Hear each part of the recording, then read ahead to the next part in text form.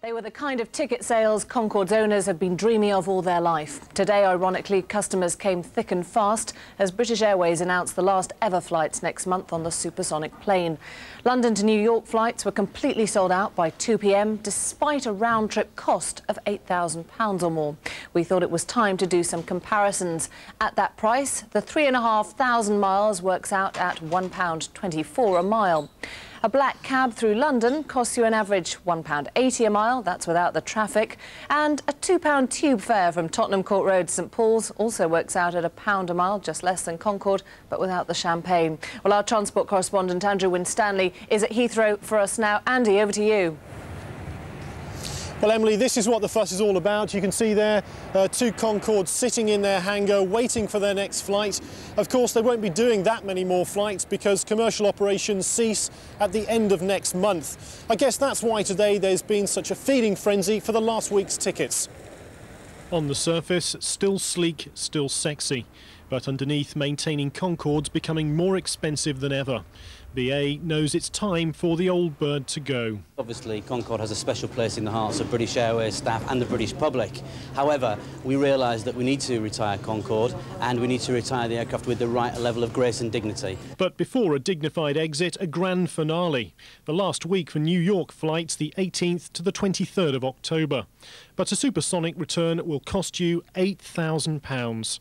The farewell flights are on Friday the 24th. One from Edinburgh, a special UK flight, one from New York, the normal route, and one around the Bay of Biscay, with a triple final arrival into London Heathrow. A sad day for the industry and its customers. This great technological improvement, unlike most technological improvements, has just come to an end. Usually that only happens when they don't work. Here it works superbly.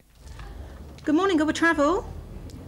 Yes, we still have Concorde availability. Today, travel agents were busy with the final bookings from those lucky enough to be the last ever to buy a supersonic ticket. By 2 o'clock, all London to New York flights had sold out, and the remaining return trips don't look like lasting much longer. An expensive way to fly, but now you're buying a piece of history.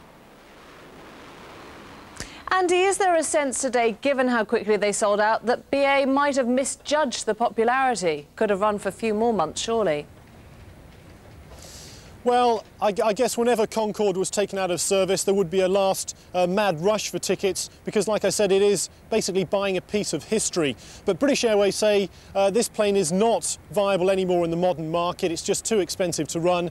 Although, of course, after the Paris air crash, they did spend millions of pounds extra bringing the plane back up to safety standards. Of course, that's seen as a bit of a waste of money now. But Sir Richard Branson says it doesn't have to be because he's more than willing to take on the Concorde fleet, offering BA £1 million for each of their 5 planes. He says he can make the service viable. BA, though, don't seem very willing to sell. They want to send them off to museums, probably because they don't want to see their livery replaced by that of Virgin.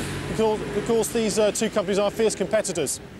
It does seem extraordinary, though, to imagine Concorde being gone completely. Any replacement for it likely? Are they working on any new model? I think that's probably very, very unlikely. Let's face it, when Concorde was first born, it took the wealth of 2 governments to actually see the project through. And in today's climate, no one is really going to want to spend multi-billions of pounds developing a son or daughter of this supersonic jet. Emily. What will the rich and famous do now? Andy, thanks very much.